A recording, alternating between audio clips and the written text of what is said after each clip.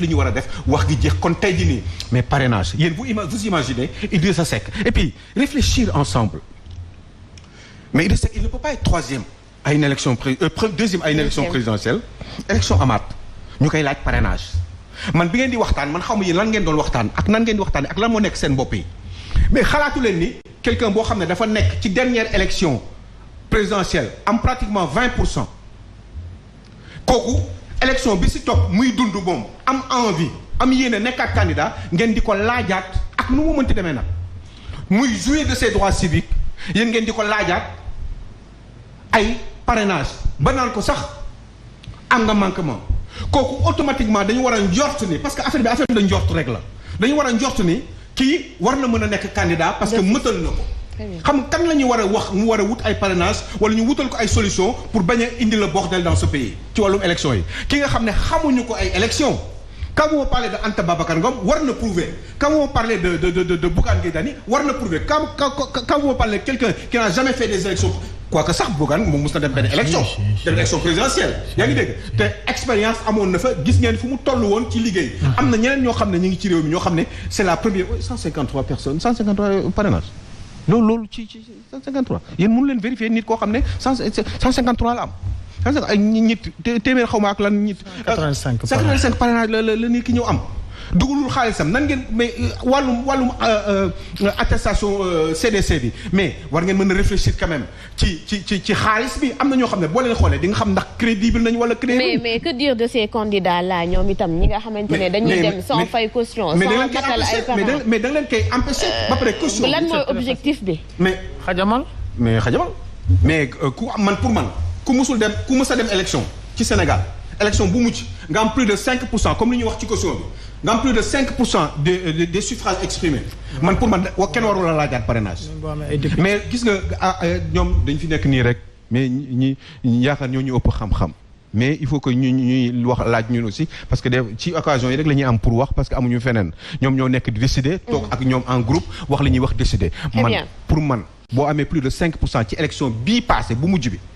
non seulement laa wax dañ la war a bàyyi automatiquement nga am waaye waruñu la sax laajaat caution bu fekkee ni yow mbébét nga ni da nga bëgg a nekk candidat loolu benn dañ ko war a defal nit ki facilité képp ki nga xam ne nag mosoo nekk candidat à une élection présidentielle ñu jéem a réfléchir ensemble ci yan critère lañ lay tegal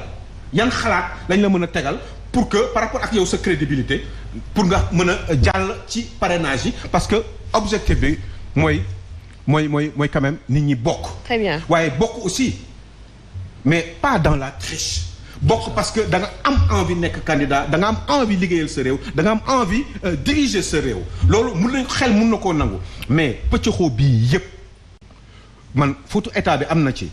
mais fautu ñëpp la. très bien parce que ñi nga xam ne ñoo war a nekk des forces de proposition ñoo xam ne dañu nekk ci opposition bi des fois man tam dama leen di mere parce que yooyu waroon nañu mën a toog di ko xalaat moi je pense que ni on a perdu beaucoup trop de temps te yàlla xam na ni lii moo am. ci jël élection yi ci 6 mois wala 16 ou même 2 ans yi mujjee on a beaucoup trop perdu de temps avec le 3e mandat on aurait pu toog ñi di réfléchir di waxtaan ci yan la ñu war a sol un candidat à une élection présidentielle nan la war a mel xadi colonel Guèye très bien Aliou Sow foofu sax laay demaatee ci Siré ci le fait que tey est-ce que amul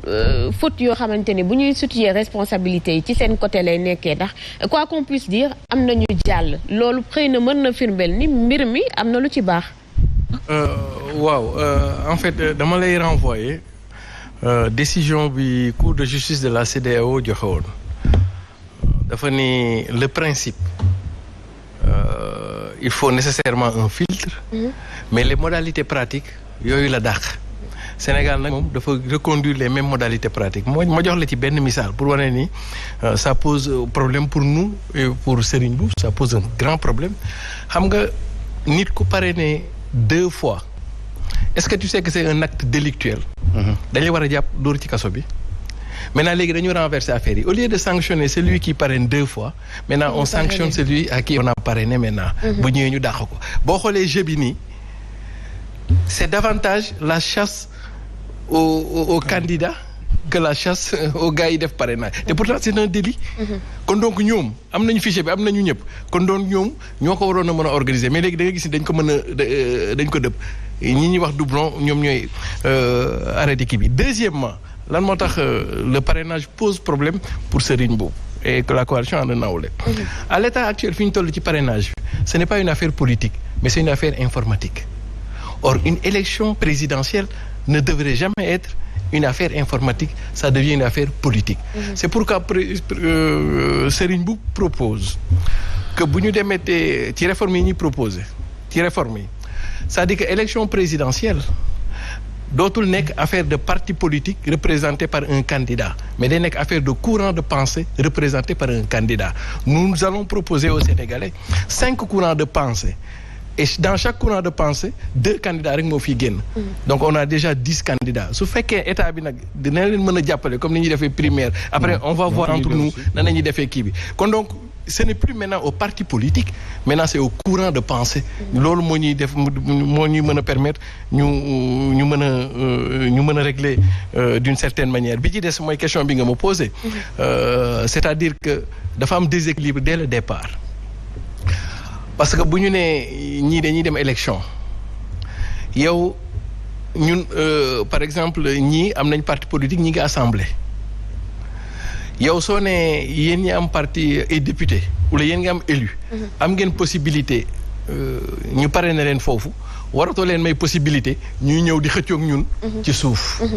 est-ce que comprendre nga dañu waroon xool par exemple les candidatures individuelles ñoom nañ dem parrainage mais képp ko am parti politique yow sa yoon nekkatul ci parrainage populaire ci parrainage des élus mais nag foofu nañ faussé jeu bi dès le départ ngay gis benn waa joo xam ne am na parti yàgg fi am ay député ñëw di xëccoog ñun ñoo xam ne par exemple Serigne Mboup n'a pas de parti c'est une dynamique n'a pas de parti léegi nag moom bëgg ñëw donc dès le début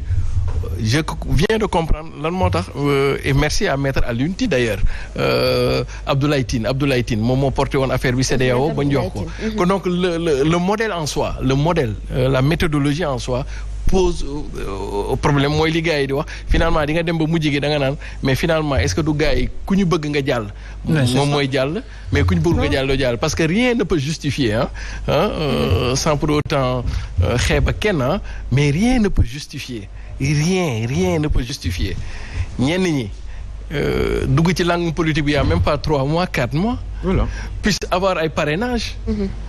yaa ngi doon wax léegi Bougane Gueye mais je donne l'exemple de Serigne Mboup. Serigne Mboup est le président de l'Union des chambres de commerce du Sénégal. Ça veut dire quoi? Ça veut dire que dans les 14 régions du Sénégal, il a pillé déjà là-bas. Et tout le monde connaît que dans les régions, la réalité des chambres de commerce, la réalité de l'économie, comment l'économie tient les régions. Nga ni kooku moom mënul am ak yooyu koo xam ni docteur le médecin et cetera. Et donc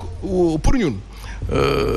il faut nécessairement un filtre. Sinon kon après day jaxasoo mais ñun filtre bi mooy li Serigne Mboup di proposer il nous faut retourner au courant de pensée en fait même bu fekkee état bi da ciy jàpp loxoom comme ça ñoo xam ne léegi maintenant c'est des courants de pensée yu ñëw du parti politique parce que parti politique liberté d'association la mën nañu am d'ailleurs on a 400 quelques partis politiques mënoo ko tere maintenant on peut organiser les partis politiques autour des courants de pensée léegi nag chaque courant de pensée état bi xool nan la ci jàppee ñu organiser leen ba 2 candidats génn ci si on a 5 courants de pensée on a 10 et le jeu devient lisible en tout cas c'est ce que Serigne Mboup propose en termes de réforme quoi.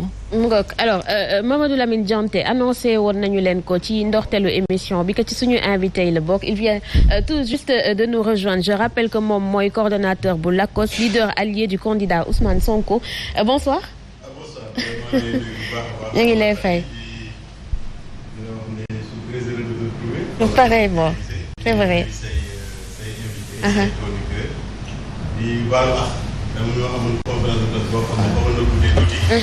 Et comme ni nga ko waxee en tant que coordonnateur du LACOS man maa waroon diriger un peu la conférence de presse mooy doog a pare.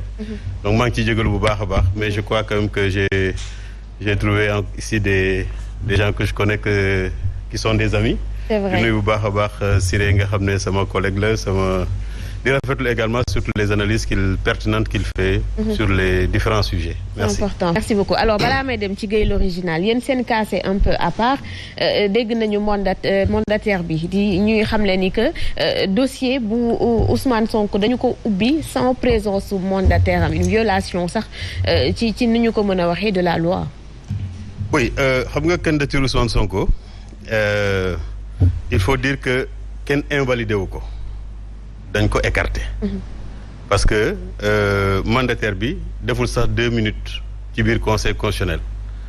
ñu jox